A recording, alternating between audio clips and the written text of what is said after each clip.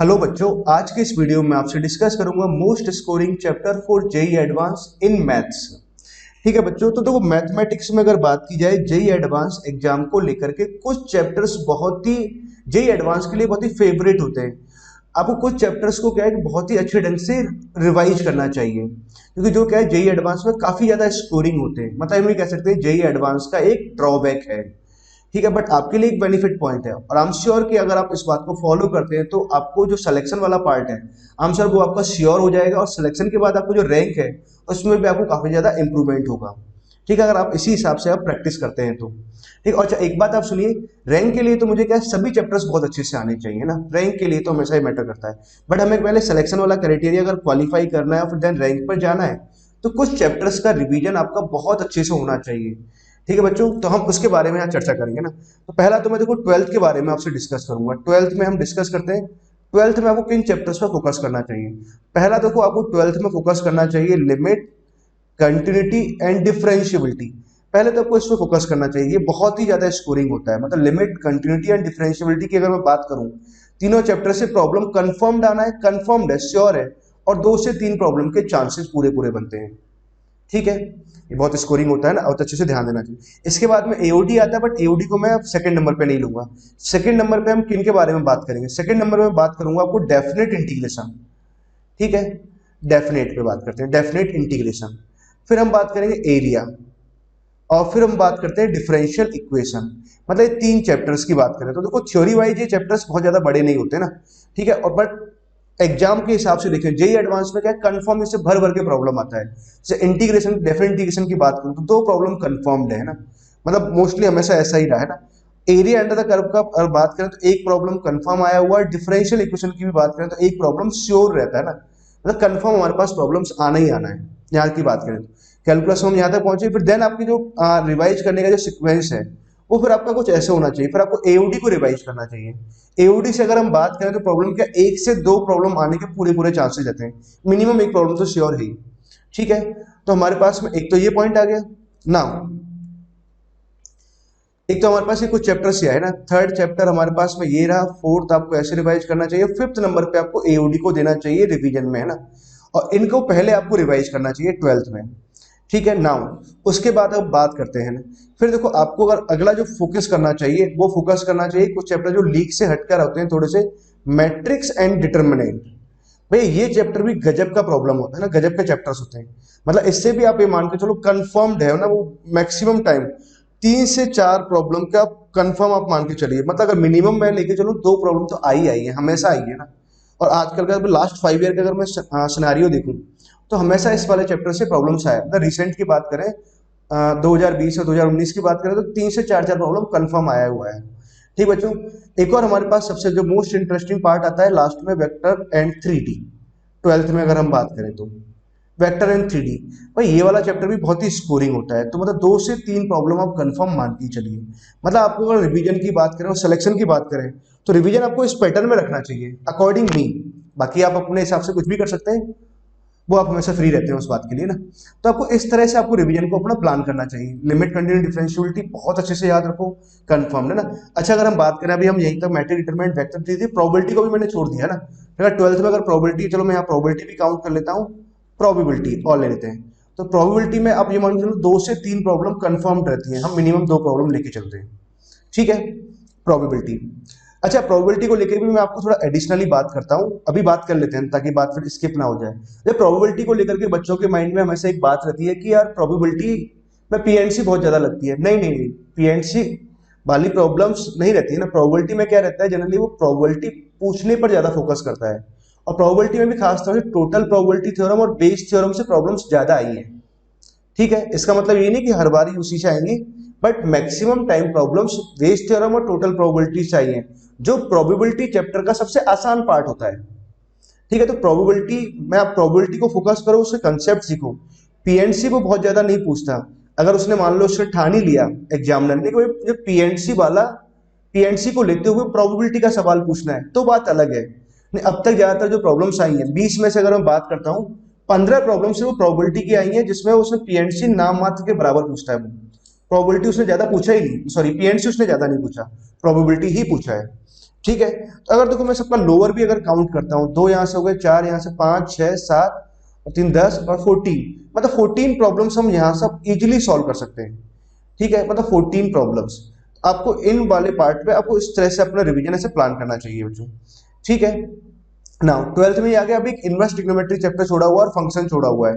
इसमें inverse important है ना, फंक्शन मुझे बहुत ज्यादा ऐसे पसंद नहीं आता, मतलब फंक्शन उतना ज्यादा लर्निंग के हिसाब से बहुत अच्छा है, मैथ सीखने के हिसाब से बहुत चैप्टर अच्छा होता है ना, पूरा कैलकुलस सीखना है तो फंक्शन बहुत अच्छा है, बट एग्जाम के पॉइंट ऑफ व्यू से वो कभी उतना स्कोरिंग रहा नहीं है। बट रिसेंट अगर मैं कुछ ईयर की बात करता हूँ, 3-4 सालों की बात करूँ, उसे फंक्शन से एक एक सवाल वो पूछ रहा है आजकल। ठीक है, पर फंक्शन तो खैर क्या है, सभी को बिना पढ़े फंक्शन आता भी है। ठीक है, आप ना भी प्रैक्टिस करेंगे, जो कि जब हम जिस टाइम फंक्शन पढ़ रहे होते हैं उस टाइम फंक्शन हम बहुत पढ़ लेते हैं। ठीक, तो जैसे आप फंक्शन का आप रिवीजन कर रहे हो तो आप रफली जल्दी से रिवीजन कर लिया करो, क्योंकि फंक्शन क्या है, टाइम टिकिंग होता है। पर जितने टाइम में आप पूरा फंक्शन रिवाइज करोगे उतने टाइम में आप डेफिनेट एरिया, डिफरेंशियल इक्वेशन, ये तीनों चैप्टर रिवाइज कर लोगे, मतलब 4 प्रॉब्लम आप तैयार कर लोगे, लिमिट, कंटिन्यू, डिफरेंशियलिटी भी रिवाइज कर लोगे। समझ रहे हो ना, 7-8 प्रॉब्लम का वेटेज है ना, तो ऐसे आप उतने टाइम में तो आप यही सब रिवाइज कर सकते हो। ठीक है बच्चों, तो आपको 12th में इन चैप्टर्स पे ध्यान देना चाहिए ना। 11th में अगर हम फोकस करें तो 11th में किन चैप्टर्स पे आपको ज्यादा वेटेज रखना चाहिए, मतलब किन चैप्टर्स का ज्यादा वेटेज होता है और किन चैप्टर्स को आपको ज्यादा फोकस करना चाहिए रिवीजन के टाइम पर। तो देखो इस 11th में अगर हम बात करें तो 11th में एक्चुअली 3 पोर्शन होते हैं। एक तो होता है अलजेब्रा, अलजेब्रा में मुझे किन चैप्टर्स पे ज्यादा फोकस करूं मैं, तो पहला है सबसे पसंदीदा चैप्टर सभी का, जेई एडवांस वालों का भी यही पसंदीदा चैप्टर है, कॉम्प्लेक्स नंबर। पहला तो आप कॉम्प्लेक्स नंबर को फर्स्ट प्रायोरिटी पे रिवाइज करो। सेकंड क्या है, क्वाड्रेटिक की अगर बात करें तो क्वाड्रेटिक आप रिवाइज ना भी करोगे या करोगे भी, कोई बहुत ज्यादा आप में चेंजेस नहीं आते ना रिवीजन के टाइम पर। ठीक, जितना क्वाड्रेटिक आप ना भी रिवाइज करोगे उतना क्वाड्रेटिक आप तब भी जानते ही जानते हो। तो क्वाड्रेटिक तो फिर ठीक है, आप ऐसे नॉर्मल रख सकते हैं साइड में ना। बस उसके बाद में चैप्टर देखो, अब यहाँ पर मैं ले रहा हूँ अगला चैप्टर आपको रिवाइज करना चाहिए, बाइनोमियल, क्योंकि ये थोड़ा बहुत करने कई बार बच्चे भूल जाते हैं सीरीज वाले हिस्से को ना। और दूसरा सीक्वेंस एंड सीरीज की हम बात करें, एक इसकी बात करें तो quadratic and sequence and series इतने बढ़िया चैप्टर्स होते हैं जो जनरली मोस्ट ऑफ द बच्चों को काफी अच्छे से आ रहे होते हैं ना। तो आपको क्या है, पहले कॉम्प्लेक्स नंबर बहुत अच्छे से इसको ध्यान रखना चाहिए, दूसरा फोकस आपका बाइनोमियल पर होना चाहिए, देन थर्ड आपको quadratic and sequence and series पर होना चाहिए। ठीक है, रिवीजन के टाइम पे आपको फोकस करना है। तो ये मोस्ट, अब देखो क्वेश्चंस की अगर वेटेज की बात करें तो कॉम्प्लेक्स नंबर से हार्डली 2 प्रॉब्लम के चांसेस होते हैं ना। ठीक है, क्वाड्रेटिक से एक ही प्रॉब्लम के चांसेस है पूरे के पूरे, बाई चांस अगर आप पूछ लिया तो बात अलग है। यहां से भी एक ही क्वेश्चन आएगा बाइनोमियल से भी, और सीक्वेंस सीरीज का भी एक एक क्वेश्चन का वेटेज रखता है, बहुत ज्यादा वेटेज नहीं रखता है ना, जबकि यहाँ पे क्या है, हर चैप्टर के ज्यादा वेटेज होता है ना। ठीक, एक और चैप्टर आता है इसमें पीएनसी। ठीक है, पीएनसी देखो बच्चों को ना, जिनको अच्छी प्रैक्टिस है वो पीएनसी पे खूब मेहनत करें। ठीक है, अदरवाइज तो क्या है कि अगर आपको लगता है कि टाइम खराब होता है या कुछ इस तरह से, तो आप उसके हिसाब से सोच सकते हैं। बट पीएनसी का अगर वेटेज की बात करूं तो एक क्वेश्चन का वेटेज रखता है ना। ठीक है, अब मान लो कि वो पैटर्न बदल जाता है, कुछ ऐसे ज्यादा क्वेश्चन पूछ ले तो बात अलग रहती है ना। ठीक है, पीएनसी, हाँ ये श्योर है, पीएनसी आपको प्रोबेबिलिटी में हेल्प करेगा। ठीक है, ठीक, तो हमारे पास में क्या, अलजेब्रा में अगर बात करें तो आपको पहले इन चैप्टर्स, ये वाले कॉम्प्लेक्स नंबर, ये ज्यादा स्कोरिंग चैप्टर है। दूसरा अगर मैं एक और हिस्से की बात करता हूँ, कोऑर्डिनेट ज्योमेट्री, कोऑर्डिनेट ज्योमेट्री पे आपको कौन सा मोस्ट स्कोरिंग चैप्टर है जेई एडवांस के हिसाब से, तो कोऑर्डिनेट ज्योमेट्री में तो पहला आपको सर्कल को रिवाइज करना चाहिए, स्ट्रेट लाइन नहीं, सर्कल के बाद में पैराबोला, और पैराबोला के बाद में आपको एलिप्स। अब आप कहेंगे सर आपने तो सारा ही लिखवा दिया, बेटा लिखवाया तो सारा ही है। मोस्ट स्कोरिंग, मोस्ट स्कोरिंग पहले इस पे ज्यादा ध्यान देना है, देन सेकंड नंबर, 2 पार्ट में बांटा हुआ है, 11th हमारे पास में इस वाले पार्ट पे फिर ध्यान देना है। तो देखो इन 3 चैप्टर्स पे आप ध्यान दीजिए, सर्कल, पैराबोला एंड एलिप्स। बाकी मतलब ये तो कंफर्म आपको रिवाइज करके जाना ही जाना है। समझ गए बच्चों, इस पे आप ध्यान दो। अब उसे सर्कल की अगर हम बात करें, सर्कल से देखो हर बार उसने 2 प्रॉब्लम पूछा है, 2 से 3 प्रॉब्लम, पैराबोला से भी 1 से 2 प्रॉब्लम आने के चांसेस होते हैं ना पूरे, और इलिप्स से भी 1 से 2 प्रॉब्लम के कंप्लीटली चांसेस होते हैं, मतलब मिनिमम अगर हम बात करें तो 4 प्रॉब्लम्स के चांसेस बनते हैं ना। कोऑर्डिनेट ज्योमेट्री से बहुत ज्यादा कभी ऐसे वेटेज रहा नहीं है, 5-6 प्रॉब्लम्स मान लो हार्डली, क्योंकि चैप्टर ही उतरे हैं ना।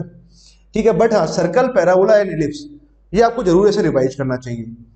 अच्छा, और दूसरा अब हम लास्ट एक और बात करेंगे टिग्नोमेट्री, कि टिग्नोमेट्री में हमें किस चैप्टर पे ज्यादा फोकस करना चाहिए रिवीजन के लिए। तो पहला आपको रिवाइज करना चाहिए एसओटी, एसओटी पे फोकस करना चाहिए।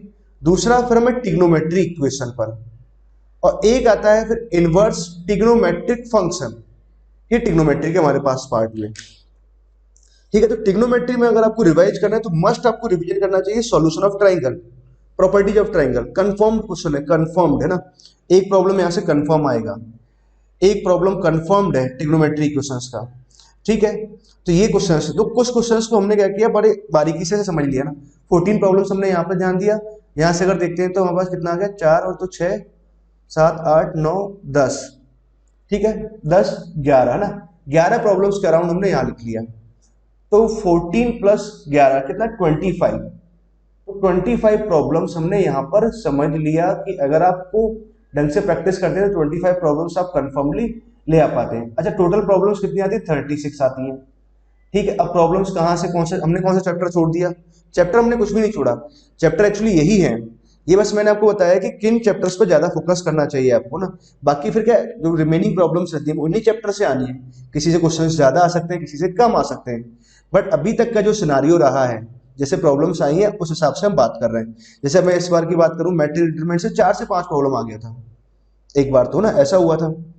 ठीक है, अब देखो बच्चों, आपको ध्यान क्या रखना है कि मोस्ट स्कोरिंग चैप्टर्स, पहले हमें 12th वाला पोर्शन, 12th में आपको इन चैप्टर्स पे ज्यादा फोकस करना चाहिए, मतलब प्रेफरेंसेस के साथ काम करना चाहिए। अलजेब्रा में आपको हाईलाइट करते हुए माइंड में आपको ऐसे काम करना चाहिए।